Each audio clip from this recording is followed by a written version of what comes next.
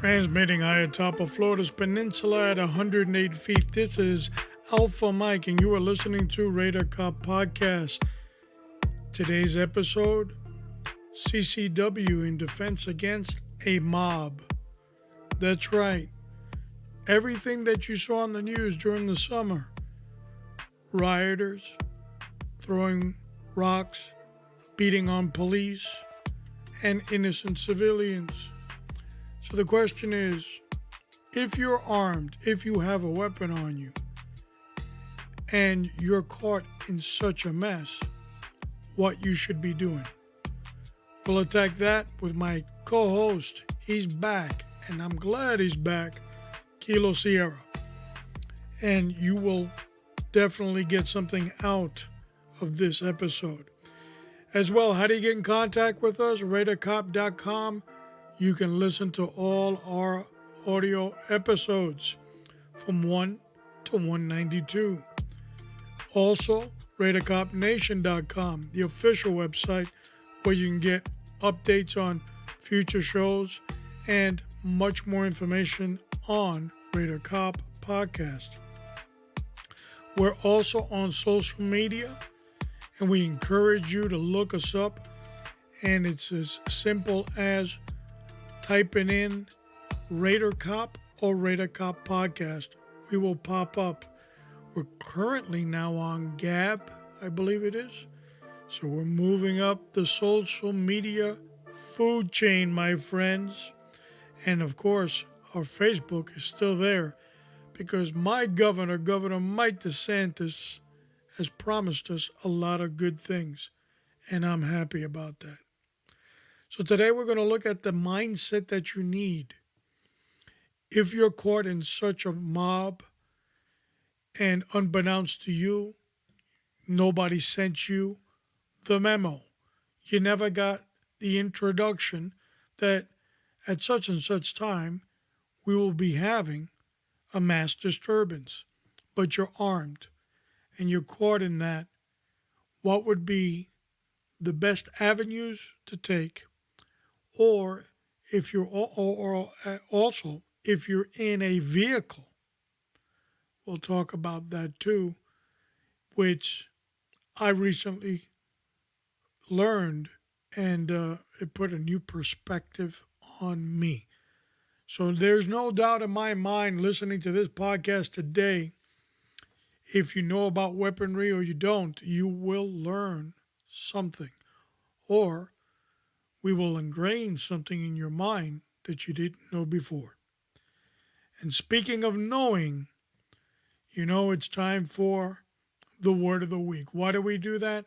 Train in all these elements, but you forget to train in spiritual warfare. There's not much there, folks. You've got to have God in your corner. Let's go to the word of the week.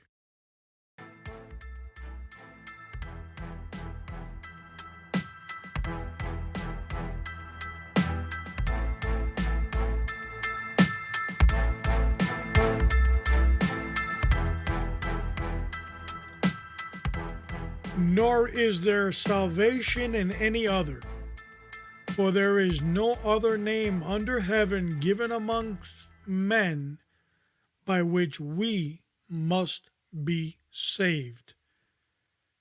The great word of Acts 4:12. And of course, you can learn about this on Wednesdays. Not Wednesdays. Saturdays. I forgot my own programming. We come out Monday, Wednesdays, and Saturdays, but Saturdays is the Word. Comes out twice a month.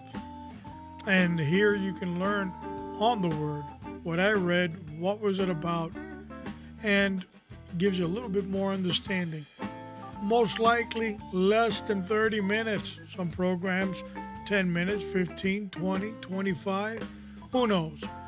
But it won't be won't be more than 30 minutes, and you will leave fulfilled, satisfied, and a lot more knowledgeable on the Word of God.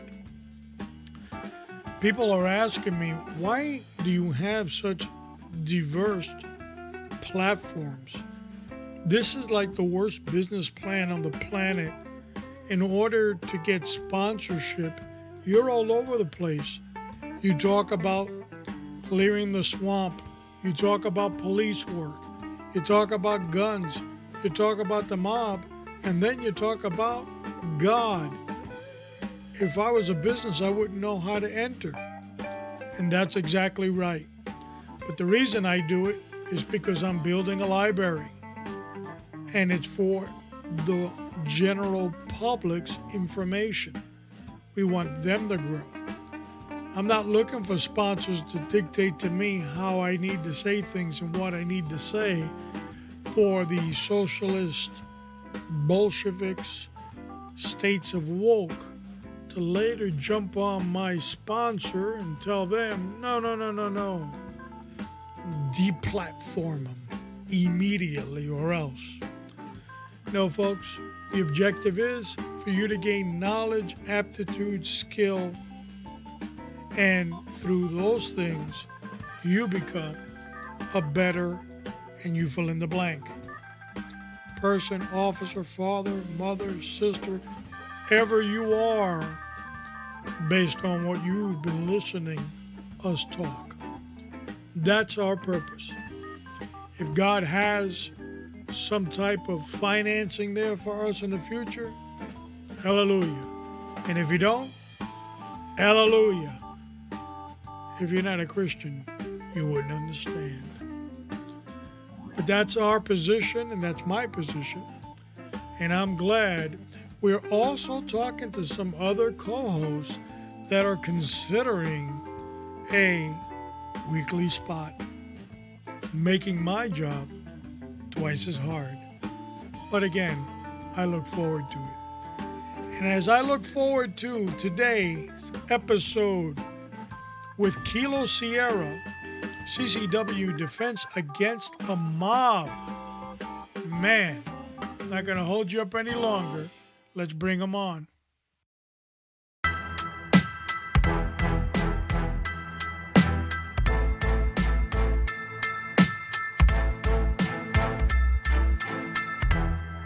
Well, he's back again. Our co-host Kilo Sierra. Today we're talking about carrying a concealed weapon or firearm and defense against a mob. Welcome, my friend. Hello, my friend. How are you today? I am blessed because you're here with us so you can explain some of the madness that we're witnessing all over television screens in America as mobs just do whatever they want. And look at the events that might occur. If I'm carrying a concealed weapon, what in the world should I do? Yes, it's a mess. It's a shame that this topic, unfortunately, is very relevant right now. Where a couple of years ago, that was not really a huge issue. But now, because of our political climate and what's going on, it's an unfortunate topic that we have to talk about, but it's very realistic, and it can happen to any one of us. Yeah. Now, of course, you're a range instructor, a firearms instructor, and I'm sure you would tell your students when you have a gun, you shouldn't really look or pick a fight. Oh, absolutely. The best deterrence is avoiding a problem. Yeah.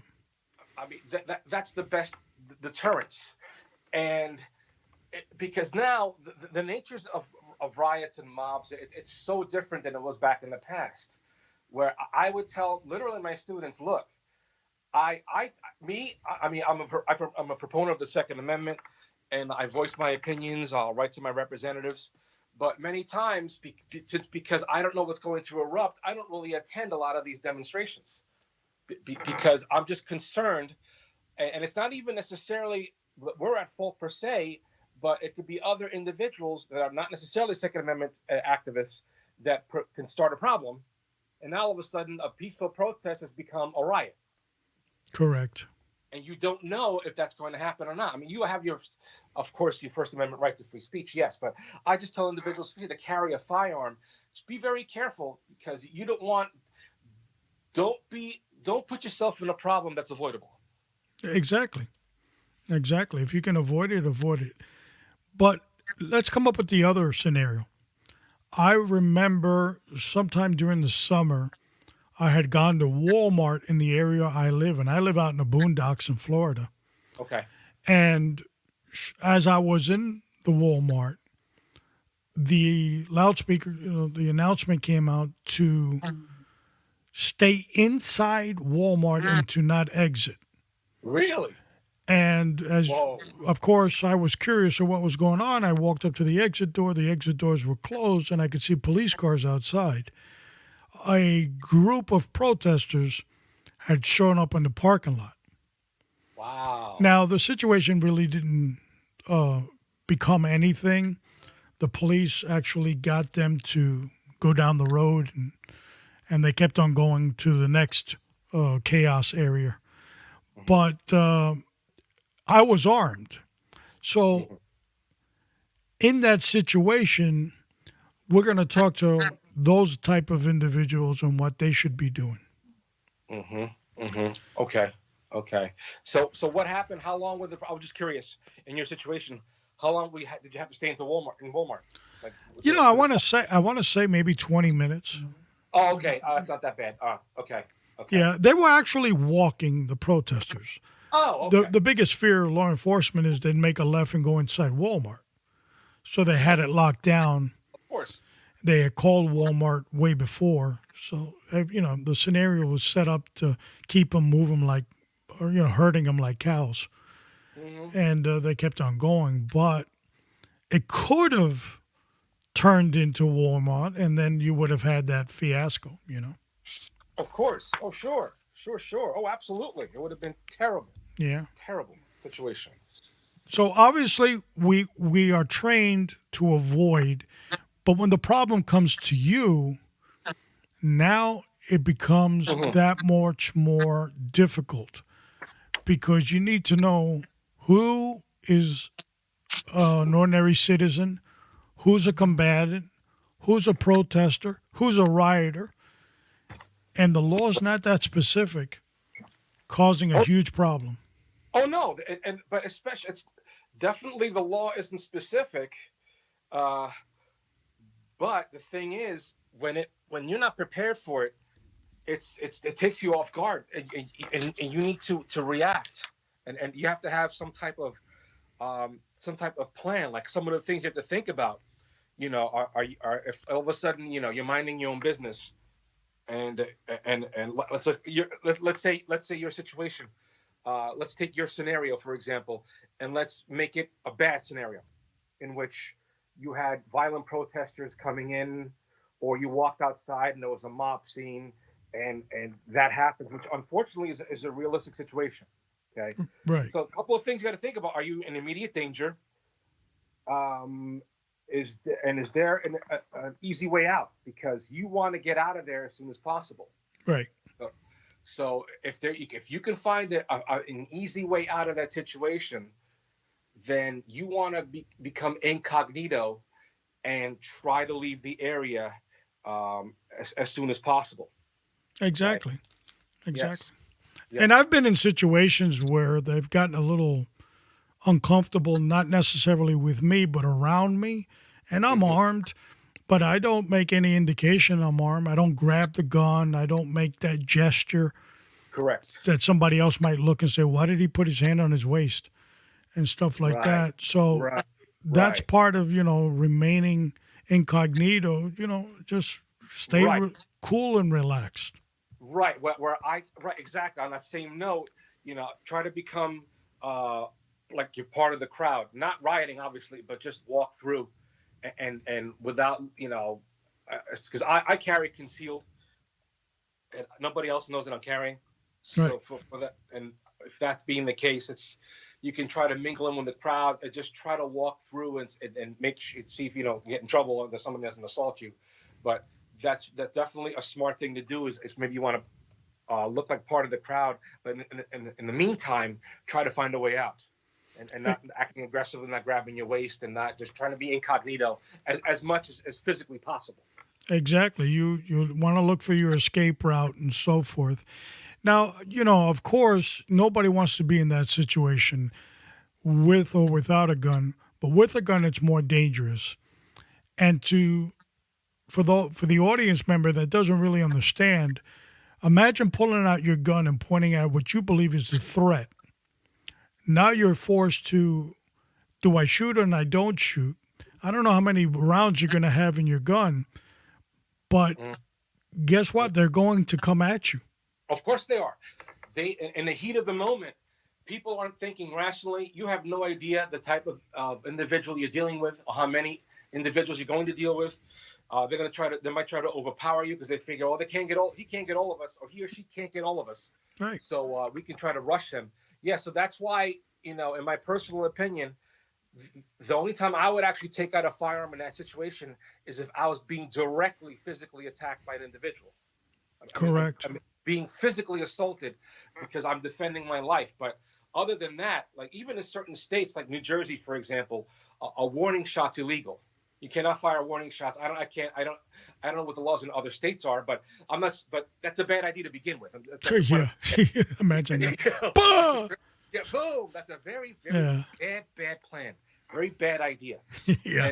And you're going to open yourself to Pandora's box, because now if let's say you shoot at an individual, you might miss or hit someone else that was not necessarily a threat, because you don't know in the mix of that crowd who is and who isn't a threat either. Right. In that chaos. So it's that I'm a wholehearted advocate of only taking out the firearm only if you're being actually physically assaulted. Right. And know the threat level, and know your escape route. Exactly. Just like you were carrying in a normal everyday fashion, you need to be situational awareness. Obviously, in a situation like this, it's very high. Right. Know what the escape route is, and if you are being physically assaulted, you only engage your threat. Know what your threat is. Know how to engage your threat. But just like under normal circumstances, the firearm is a last resort. Exactly. And that doesn't change. It doesn't change, because now you have other individuals that are in the area, and you do not know who's an enemy and who's a friendly. Yeah, I mean, there's no way you're going to pull out your gun, shoot somebody that you believe is a threat, call 911, and then tell the rioters that are coming at you, hold on, I just dialed 911, they'll be here. Because the cops are not going in. Right, and not only that, right. The cops aren't going in, number one.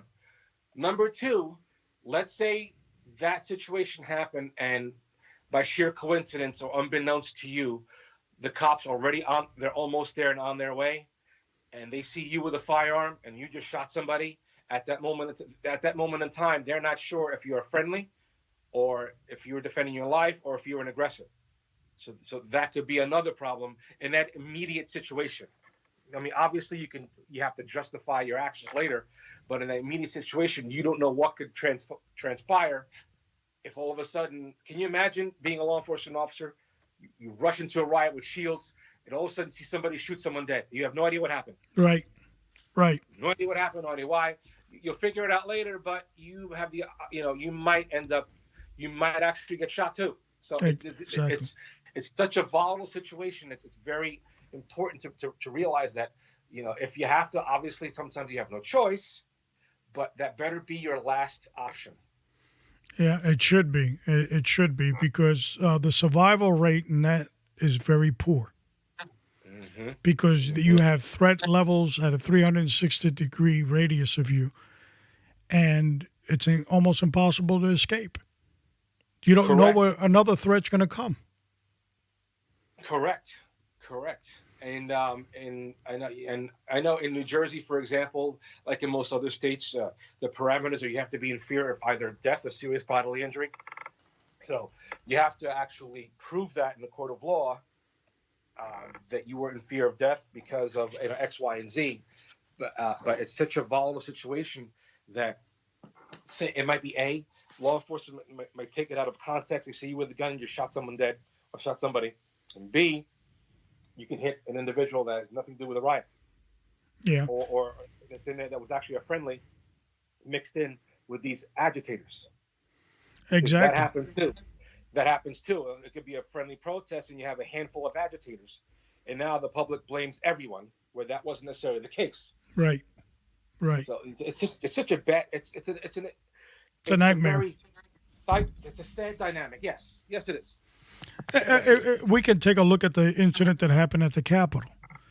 Yes. Some people that were there were bad actors. Okay, we got that. But some people just wandered in. Because I saw plenty of video with the cops telling people, come on in.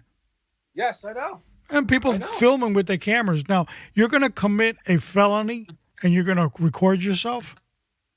Right. So some people just wandered in thinking, I've been invited in here. Bad move. Exactly. I wouldn't have done it, but of course, they were fooled. They were fooled. Right, right, and it's so complicated now with social media, and they'll take a video of an incident, dribs and drabs, and put it out of context. Yep. Where that wasn't what actually happened. That wasn't what we call the totality of circumstances. That was just a snippet of one small section of the protest. It was violent, and the rest was actually peaceful. But that's not what the media will see at all if they want to promote the negative aspect of a peaceful protest. Right. They'll create the narrative and they'll run with it. Right. The media. Exactly. Yeah. Exactly. Another aspect I want to come up with is being surrounded in your vehicle. You've made a wrong turn, left, right, whatever, and you go down a public street, and there they are. You can't back out, you can't go forward, and they've surrounded you.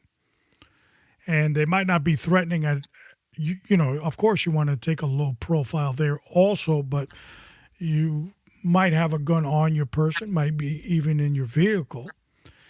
But I've come across recently an article written by Masad Ayub, which is a huge firearms instructor in the industry with a lot of knowledge. He's fantastic, yes. And he said in today's vehicles, a lot of them have brake sensors. So if a mob surrounds your car, these sensors tell the brakes, don't move. So you're hitting the gas and the car might not go anywhere. Mm-hmm. That's a huge problem.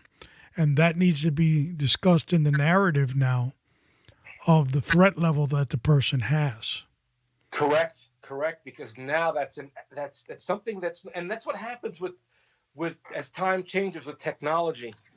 Things change. Like for example, being bullied and being harassed because of the change in technology. Now that permeates into the social media aspect, where before that wasn't an issue, but now it's so common. You can be bullied and it'll be a crime, even though it's by text or by social media. So technology changes law. So that's going to have to. You're absolutely right. It's going to have to reflect now with these vehicles that have this braking technology, and you're stuck in a riot, which unfortunately nowadays is very plausible, and it happens. Now, what am I going to do? Am I going to be surrounded by this? What if they start breaking my windows? Correct. Am I going to be in fear of death or serious bodily injury? That can I take my firearm? And that I haven't heard of anything yet. But if that ever happens, that's going to be a test case. That is, yes. Mossad was referring to a case that had occurred, mm-hmm. and as a result, this was on his microscope for a while now, mm-hmm. because cars are more fancier nowadays with these sensors. Yes, and so it is a possibility. Some people have the ability in their vehicles maybe to disengage that sensor and take off. But imagine in that situation, are you going to have the brain power to remember you got to disengage something? Right. Exactly. Exactly. And because I don't have a vehicle like that, so I'm not sure how long it'll take to disengage. But either way, you're absolutely, that's when it comes to, with the fine versus gross motor skills comes into play, like with firearms training, Right. where will disengaging that be even feasible? Like, are you going to have to turn off the car? See, I don't know. But that's a huge, you're absolutely correct in that it literally equates like our normal firearms training, a fine motor skill versus a gross motor skill, where you're not going to remember a fine motor skill. And I can almost guarantee that this disabling that feature in a vehicle can be, parallel to a fine motor skill. Oh, yes. It's got to be part of the training regimen, no doubt. Yeah. Yes. I could see the range instructor telling you now disengage. Okay. Okay. Right. Now engage the threat. It wouldn't surprise me. It would not surprise me. You got to throw that into the training regimen. Sure. Scary. But that's how we adapt. Yeah. We have to adapt with technology because technology changes everything. Yeah. It changes our use of force policy. It changes our policy for harassment versus bullying. Now we have cyber stalking, cyber bullying. That's a relatively new term in the past 10 to 15 years. Correct. That is correct. So these technological issues are going to come up, and like for another example, privacy issues, drones. Yeah. In the future, drones are going to hash up a whole bunch of privacy issues. So these are things that need to be addressed, especially by trainers like you and I, that we're going to have to broach these topics because it's going to eventually be case law. And you made a very good point now with case law. We have to, no matter where you're at and you're listening to this podcast, you need to really be up on your state statutes where you live. I know the great governor of the state of Florida, Mike DeSantis, love that guy, recently moved a bill in that individuals that feel threatened by a mob in their vehicles can gun it, run over whoever the hell you're going to run over, and it's legit. Really? Yes. That's great. Wow. So, you're not, like he said in his press conference, you're not expected to sit there like a sitting duck. That's wonderful. Now, that's a good governor. Now, a lot of people have criticized it by basically saying, oh, I can imagine the scenarios that are going to happen, blah, blah. Well, guess what? It hasn't happened yet. Right. Because bad guys are not that stupid. Right. They're going to like, this person. Oh, you going down to Florida? No, don't do it in Florida, man. They'll run your ass over. In a heartbeat. Yeah. Well, that's interesting. Yeah. But more and more states are going to have to, step up and address some of these use of force concerns because it's just it's inevitable. I see the governor of my great state, Mike DeSantis, and he recently now is pushing one to beat up on Facebook too, and Twitter. There's taking people off platforms because they feel like it, and giving them $100,000 fines a day, $100,000. And basically, he says you got to give 30-day notices, and there has to be, a privacy issue. All this like, let's say you're on your browser and you're looking for a new shaving cream. All of a sudden, you're on Facebook, and there's a bunch of ads about shaving cream. Yep, happens to me every day. Yeah, yep. And in the beginning, we will all say, how the hell does Facebook know I'm looking for shaving cream? Now we know what they do. They're spying on us all day. Well, He wants to make that illegal in the state of Florida. That's very proactive because it's something that they're using algorithms to predict our behavior for the most part. And however, it's become where it's a lucrative algorithm, and there's all the companies are actually want to purchase those algorithms and patterns from different people for advertising purposes. Correct. So that's a great way to start by this at the state level. And it reminds me why so many people are moving to Florida and Texas and these states. Why? Because we've got proactive governors that are protecting its citizenship. They're taking care of their citizens, and that's their duty. not Of to run course. amok, you know. Right, right. What is Protecting it? our individual rights. No hollow points for retired law enforcement officers. Holy smokes. Yeah, yes, I know. That's the laws that absolutely do not make any sense, Yeah. written by individuals who know nothing about firearms. Yeah, and just making it more difficult for the good guy and a lot easier for the bad guy. Of course, of course. You think the bad guy's going to worry about buying hollow points? You know, I don't think so. No, I don't know. he'll get whatever he can get in the next burglary or robbery he does. That's it. And magazine capacity. Oh, yeah, that's another one. Oh yeah, no, it's That 10. What do we do? Mine's got 17. yeah. You know, Ooh. the bad guy's gonna go. We can't rob him. Look, I got a 17 Yeah. round magazine. What the?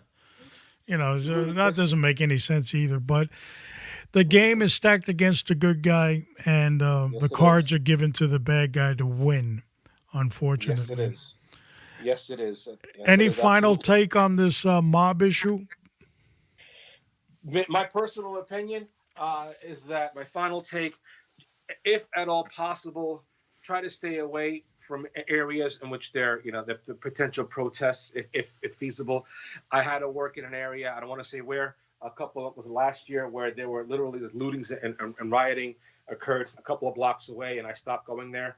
So just do the best to be Yeah. aware of your area. Situational awareness is key. And if you see something that's going to go down, get out. Yeah. If you can, get out, because if you can avoiding the problem is a lot easier than being immersed in the problem, if feasible. I agree with that wholeheartedly, and I want to add too. And then I used to train on this one issue when I would train the officers. I would always tell them, if you're off duty and you have the ability to dial 911 and call it in, do so. And Of of course, it course, depends on the circumstances, of course, but of you course, want to because call it in. right, sure, because maybe your role in that incident might be you're just a fantastic witness.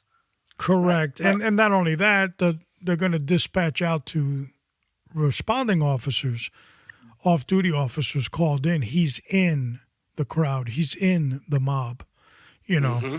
and so Mm-hmm. they're gonna try to find you. Actually, Exactly. Yes. That's why I said situational awareness is key. yeah. But there's so many things. I mean, we can't really pinpoint it because we live in a crazy era Yes. that our training has never really focused on these issues. Right. Well, and what's going to happen is, I think later on it's going to. We, It's yeah, we're gonna going have to. to get pushed to that. Yeah, it's going to evolve. Yes, Yeah. absolutely. You know, even the subject we talked about now about the brakes, the sensors, and all Yes. that. As comical as we made it seem, it's true. It becomes an evolution in training now. Oh, sure. As technology changes, so does training. Yeah, It's inevitable, and it could be subtle. Like, who would have thought that the automatic braking system, was going to permeate into a use of force issue? it's just Who would have thought of it? had Right. nobody. Right. So these things happen, Yeah, and it's just a matter of embracing it. Hey, this is not going to go away, so we can't, be ostriches and stick our heads in the sand. no. We have to address the problem because it's going to happen. As always, my friend, we are blessed with your presence, your wisdom, especially on gun knowledge. We are always looking forward to what you bring to the microphone. And it's always an honor and an absolute pleasure to be on your show, sir. It's great. We will soon do this again. Again, if you're listening for the first time, we do these little bits on guns every Monday on Radar Cop Podcast, so you can pick up more knowledge on Kilo Sierra. My friend, have a great day, and I'm glad you are here with us. Thank you so much, and I'm so glad and honored to be with you guys too. Another great interview with Kilo Sierra. We touched on a lot of issues. Of course, the Monday morning quarterbacks will be at the ready with a list from here to China and, let's just say Taiwan, and all the things that we did not talk about.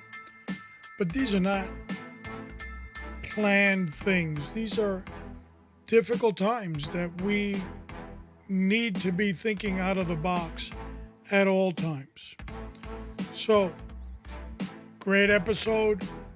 Every episode that you learn something is a great episode. What's up next? Well, as we're moving along, the numbers are coming in. Episode 193 is up next.